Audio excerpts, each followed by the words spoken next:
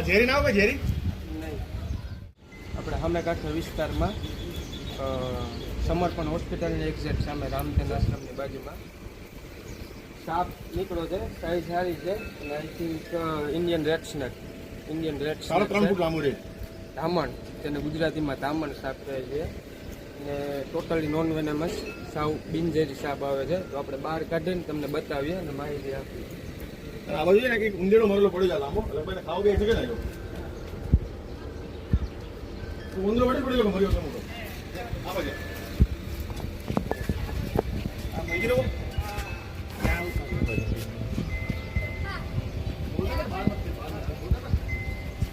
હવે આમાં જારીમાં કેમ રીતે કાઢવો? આજે ને ઘરમાં મુજે ખબર ના પડે.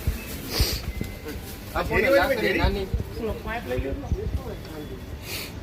અહીંયા આવે છે ઇધર આવો.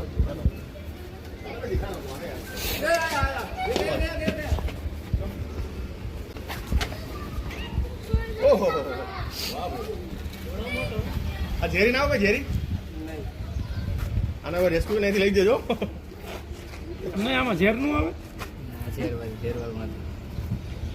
વાહ ભાઈ વાહ. ખબર ન પડે ને ઝેર વાળું છે કે નહીં. એ તો એમને એમનો ખબર પડી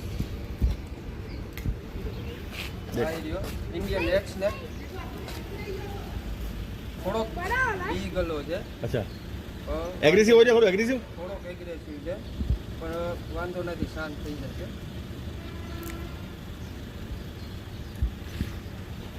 કલર બહુ મસ્ત આ તમને પકડવાની ટ્રીક છે એટલે કાંઈ કરે નહીં, બાકી અજાણી વ્યક્તિ પકડે તો કઈ લે ને. ના એવું કઈ નથી, પણ એવી રીતના અમે ટ્રેનિંગ લીધેલી છે. એને સ્પર્શ ઉપર જઈને ખબર પડી જાય કે ભાઈ હું સેફ છું એમ. તમે મારવા જાઓ અને બચાવવા જાઓ ને એ વસ્તુ અલગ છે. આ જે હું ટચ જે કરું છું ને એ હવે સેફ ફીલ કરે છે. અચ્છા આ એક સાપ નીકળ્યો અહીંથી, એનો મતલબ આપણે સમજી શકીએ આજુબાજુના વિસ્તારમાં બીજા સાપ બી હશે આના જેવા. હોઈ શકે આ જે પાછળનું જે એવી રીતના વિસ્તાર છે ને જંગલ, એના કારણે હોઈ શકે. એટલે આ તો નાક બીજું દેખાય તો એની જોખમ નથી આપણને કઈ ને. ના આ ટાઈપનો દેખાય તો કઈ જોખમ નથી, આ નોર્મલ છે. ઝેરી સાપની કોઈ નિશાની જોવામાં ખબર પડે આપણને. ઝેરી સાપ ને તમે વરતતું હોય તો એના મોઢાથી તમે વર્તી શકો છો. બિનઝેરી સાપ હોય છે ને એના છે મોટું હોય ને એ નોર્મલ નાનું હોય. અચ્છા. જો આ તમે જોઈ શકો. અચ્છા પેલું ઝેરી સાપના થોડા ફણ મોટા હોય. હા થોડુંક એના જે ઝેરની થલી હોય ને એના હિસાબે મોટું હોય. અને થોડું પૂંછડીમાં લાગેલું ગયેલું છે. ના એ આપણે કોઈ ડેમેજ નથી કરી. એમાં આવી ગઈ છે. હા એમ એવું છે, અમને દેખાયું એટલે તરત પહેલાં મેં ફોન કરીને તમને ફોન કર્યો પાછો, અને 10 મિનિટથી ધ્યાન રાખીને બેઠા હતા કે છટકે નહીં આવે. હલ્દી લો હલ્દી હવે હાવ શાંત થઈ ગયો છે. અટેક નથી કરતો. હવે સાહેબ તમે રેસ્ક્યુ કરીને ક્યાં લઈ જશો આને? અને હવે જંગલ વિસ્તારમાં જ્યાં એને પાણી ખોરાક એટલે માણસોની વસ્તીથી દૂર. માણસથી દૂર, ભલે બિનઝેરી છે ના, પણ બીજા કામ માણસ નાક જોવે તમારા એનો સાપ બધું. એટલે એને ઈ ડરી જાય. તારા આગળ છે. અને પૂંછડીમાં થોડુંક વાગેલું છે તો કઈ વાંધો નથી.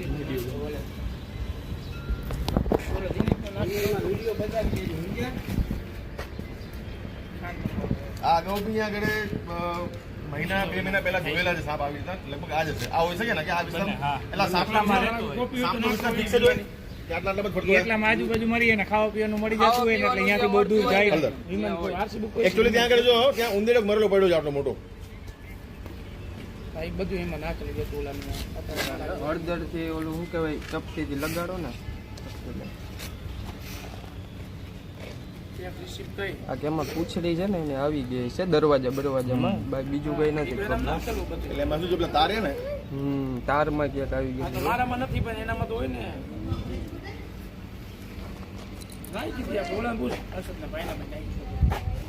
એવી કઈ જરૂર નથી સ્ટીચીસની કે નોર્મલ હળદરથી એને સારું થઈ જાય કમ્પ્લીટ. અને ઇમ્યુનિટી સારી હોય આપણી. અને આમ પકડી તો કઈ કઈ થાય નહીં, જોખમ. નો ટ્રાય કરાય પકડવાની, કેમ કે હું વર્તી શકું. આ રેડ સ્નેક છે. હવે કદાચ તમે ધામણ ને કોબરા ને કાંઈ બી એમને દાંતની ઘૂસી જાય ઇન્ફેક્શન થાય, આપણે ખોટું શું કામ કર્યું? બે રેબિસમાં તો આવે જ ને. પકડવાની કોઈ દી ટ્રાય ન કરવી કોઈને બી. રેડી તો આ સાપના કરડવાના કોઈ વેક્સિન આવતી હોય, ઇન્જેક્શન કોઈ આવતા હોય છોકરાઓને બધા આપી શકીએ આપણે? ને કરવું હોય તો કરી શકો તમે. ના ભાઈ ના સાપનું ખીલ જેવું હોય એવું હોય. પાછું ના ભાઈ ના તો ચના તું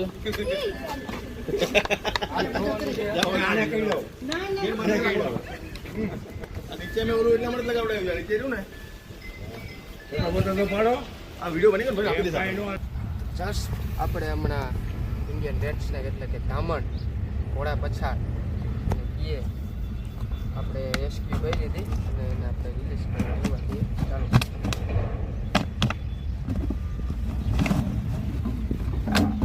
બહુ મસ્ત સાઇઝમાં ઇન્ડિયન રેડ સ્નેક, બહુ કલરે મસ્ત છે. આને આપણે જાજી હેરાન નથી કરતી. આના વિશે તમને માહિતી તો મેં આગલા વિડીયોમાં તમને આપેલી જ છે. થોડો ગુસ્સોય કરે છે એટલે આપણે આને વ્યવસ્થિત મૂકી દઈ અને વરસવી હોય તો તમે જોઈ લ્યો આનો કલર પેટર્ન અને ટોટલી નોન વેનેમસ આવે છે, બિનઝેરી સાવ આવે છે અને વાતાવરણ પ્રમાણે અહીંયા બહુ મસ્ત જગ્યા છે તો આપણે એને રિલીઝ કરી દઈએ. ભલે મિત્રો વિડીયોને બને ત્યાં સુધી લાઈક કરો, વિડીયોને શેર કરો, આપણી ચેનલને સબસ્ક્રાઈબ કરો, આગળ વધારો. આવી જ માહિતી જાણવા માટે જોતા રહીએ વિડીયો આપણા. તો ભલે મિત્રો મળીએ આપણે બીજા વિડીયો, આને આપણે કરી દઈએ રિલીઝ. ભલે હાલો મિત્રો, બાય બાય.